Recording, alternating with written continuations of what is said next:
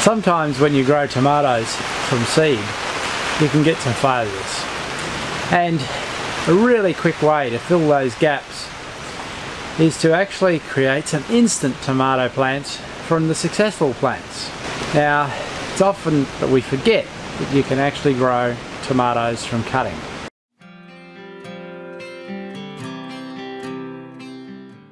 The best way is to look for a lateral coming from the base of the plant, one that you would normally have pruned off. Just allow it to grow for a little bit and then break it off so that you have a nice break.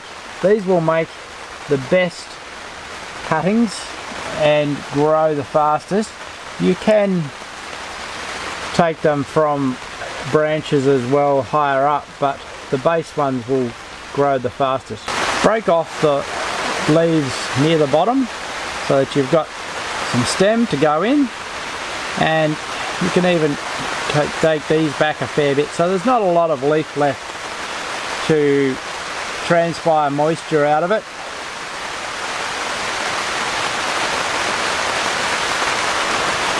And then just open the ground where you're going to plant it, put it in nice and deep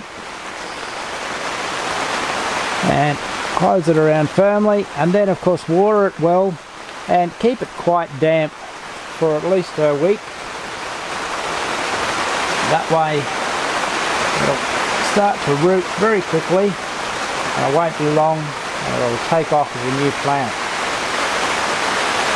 So this tomato here I took from a cutting at the beginning of winter from last year's straw bale cherry tomatoes, which did so well, and this has grown through winter and now is about to produce some fruit, so it'll be the first tomatoes that we get to eat. So it's really good evidence that you can get a good successful plant from a cutting.